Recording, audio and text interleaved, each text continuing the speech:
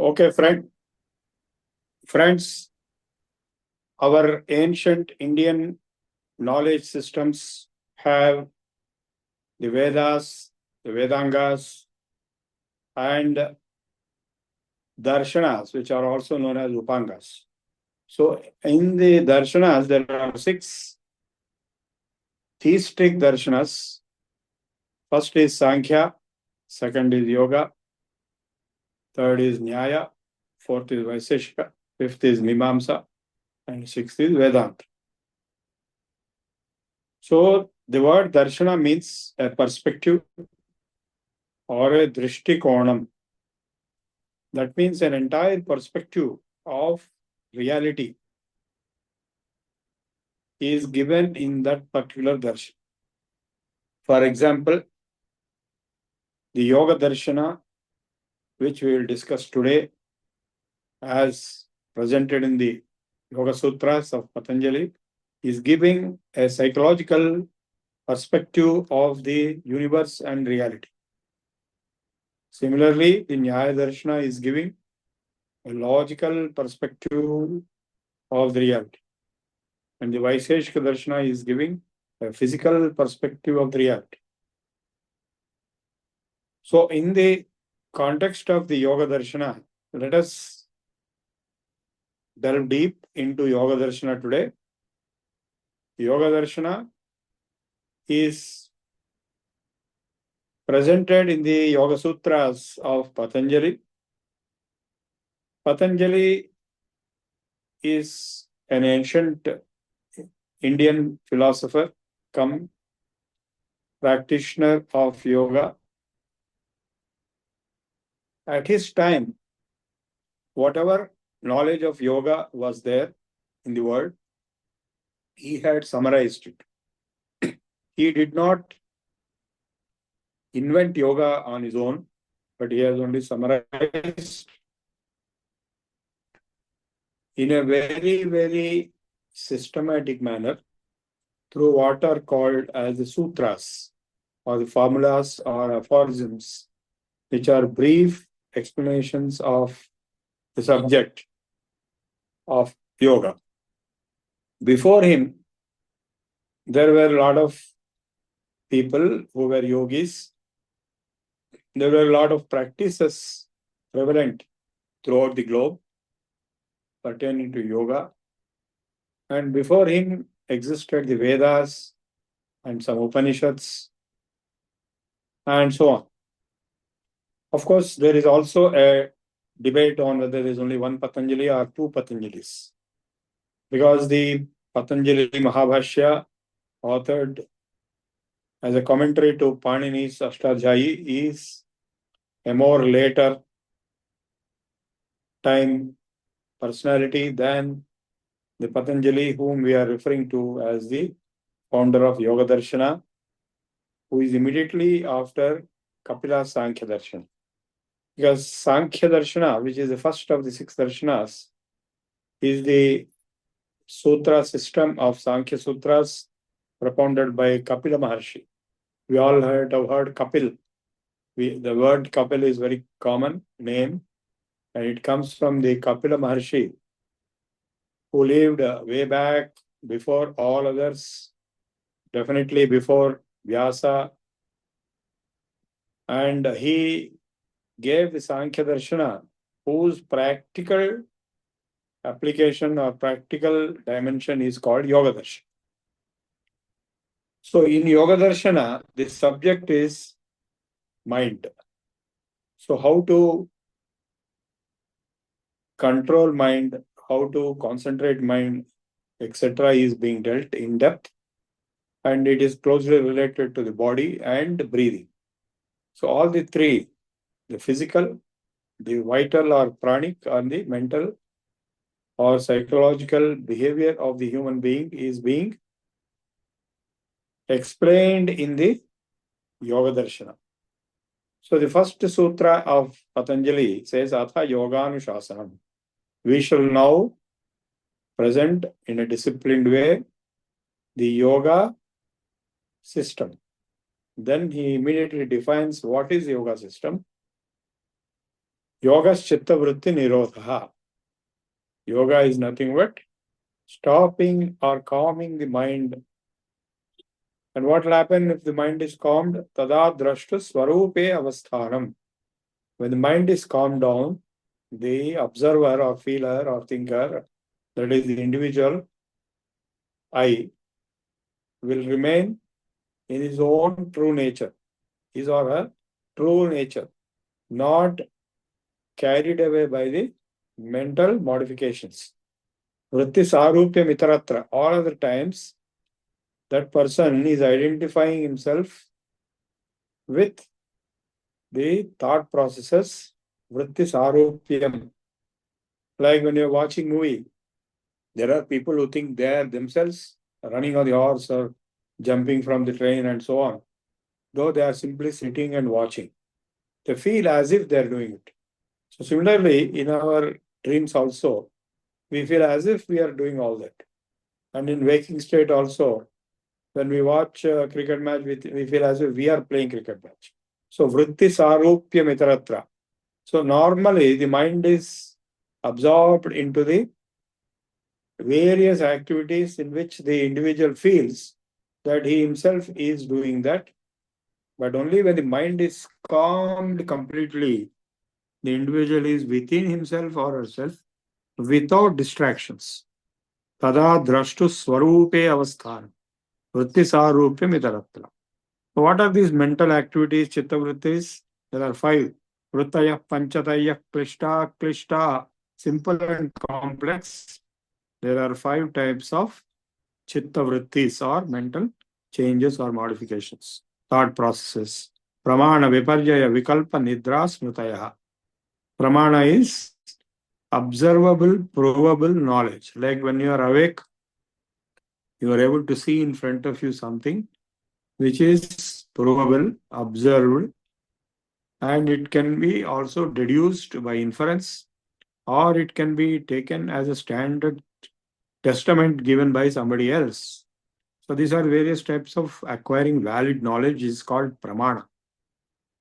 And viparyaya is the second one. Viparyayo mithya jnana matadropa pratishtham.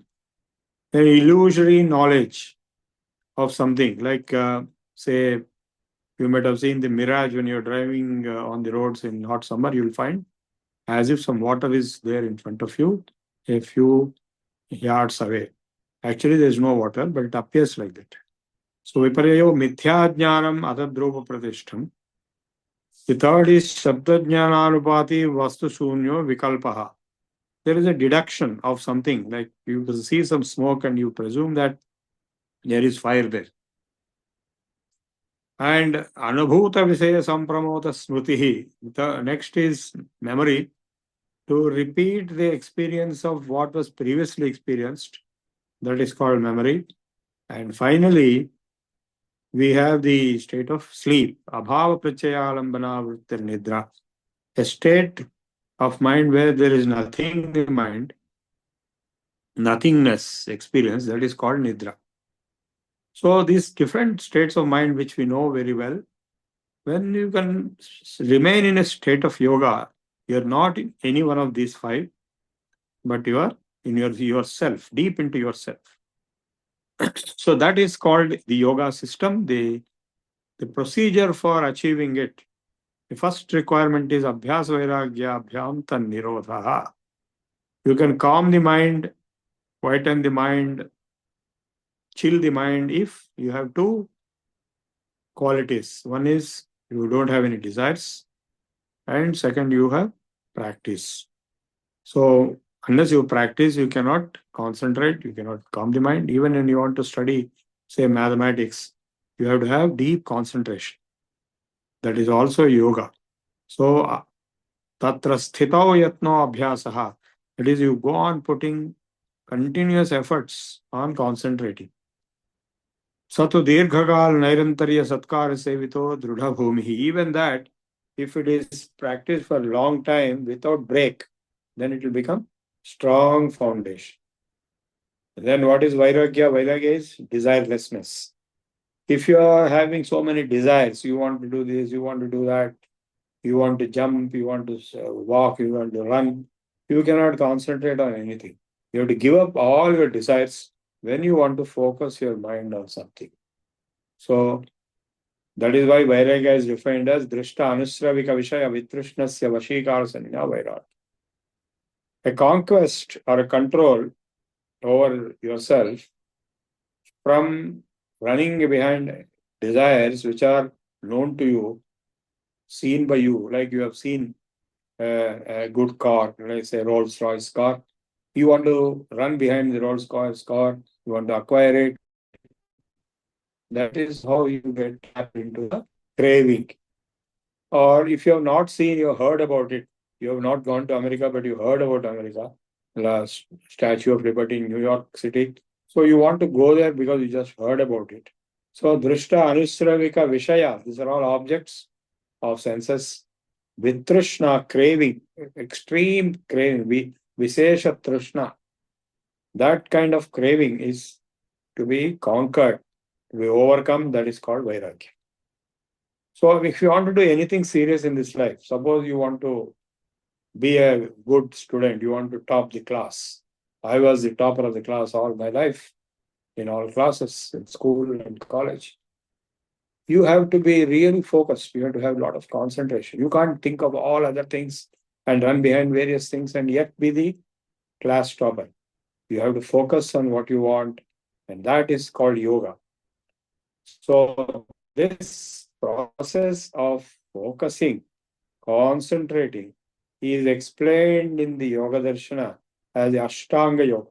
There are 8 components of yoga: Yama, Niyama, Asana, Pranayama, Pratyahara, Dharana, Dhyana, and Samadhi. The first is Yama, that is controlling principles, which are life guiding principles of your character.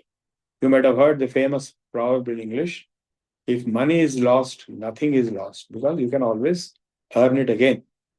If health is lost, something is lost, because you'll have to suffer a lot, get treatment, and recover and regain your health. But if your character is lost, then everything is lost. You will never be able to recover. Character being lost means you start drinking alcohol, you start taking drugs, you run behind females, or run behind cars, and run behind criminals. You become a criminal. All these are the characteristics of a bad character.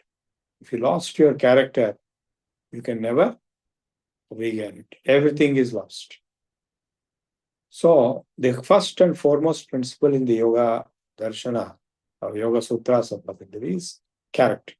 And that character is explained in Yamas, that has had 5 principles: Satya, Ahimsa, Brahmacharya, Asteya, Aparigraha. Truthfulness, honesty, come what may, should be honest. Then you should not hurt others. If you hurt others, they will hurt you. Simple logic. Ahimsa, Satya, Ahimsa, Brahmacharya, chastity.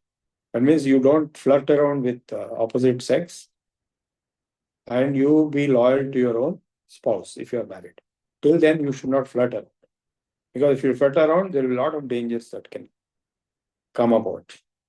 So many things can happen. You can even lose your life. There are people who want to kill a boy who flirts around with their girl. So if you marry a girl, then there's no need to flirt around with anybody else.